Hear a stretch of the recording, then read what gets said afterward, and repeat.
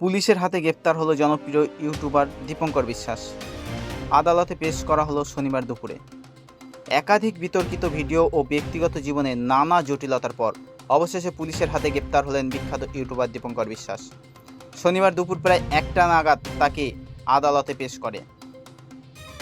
কিছুদিন আগেই বিশিষ্ট আইনজীবী অ্যাডভোকেট সঙ্গীতা জানা বেশ কয়েকজন ইউটিউবারের বিরুদ্ধে আপত্তিকর ও মানহানিকর ভিডিও কন্টেন্ট তৈরি করার অভিযোগ তুলে আইনি নোটিশ পাঠায়। সেই তালিকাতেই নাম ছিল দীপঙ্করেরও। এখানেই শেষ নয়, জানা গেছে দীপঙ্কর বিশ্বাস পূর্বে বিবাহ হওয়া সত্ত্বেও ডিভোর্স না নিয়ে আরেকজন মহিলার সঙ্গে অবৈধ সম্পর্কে জড়িয়ে পড়েন।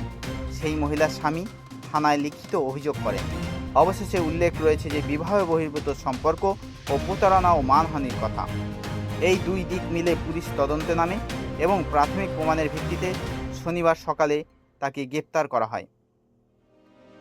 শনিবার দুপুরে কৃষ্ণনগর আদালতে তাকে তোলা হয়। আদালতে পুলিশ জানায়, ইউটিউবারের কন্টেন্টে আইটি অ্যাক্টের বিভিন্ন ধারায় অপরাধের সম্ভাবনা রয়েছে। তদন্তের স্বার্থে তাকে রিমান্ডে চাওয়া হয়। জনপ্রিয়তার যখন দায়িত্বের বদলে হয়ে ওঠে বিতর্কের হাতিয়ার, তখন সেলিব্রিটিদেরও জীবন চলে আসে আইনের আলোচনায়। তো চলুন দীপঙ্কর কি বলল শুনে নেব। বিয়ে করেছি, তাই আমার নতুন বউয়ের আগের বর কমপ্লেন করেছে যে সে ডিভোর্স চায়, ডিভোর্স না দিয়ে কেন করলাম, এখন সেই জন্য অ্যারেস্ট করেছি, এখন সেটা করা হলো।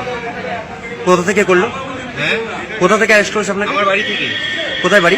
আমার বাড়ি ভিতরডাবরি নদিয়া। কি নাম আপনার? আমার নাম দীপঙ্কর বিশ্বাস। ওকে কেন অ্যারেস্ট করলো? আপনি তো সঙ্গে আছেন। কথা হচ্ছে আমরা তিনজন একসঙ্গে থাকতে চাই। এটা হয়তো আমার দুজন বলতে কারা কারা? আমি একসাথে? কি নাম আপনার? আপনার ইউটিউবার? হ্যাঁ, উনি যা বললেন এটা সঠিক, একসঙ্গে থাকতে চান? কি নাম আপনার? দীপঙ্করের কে হন আপনি? আর উনি?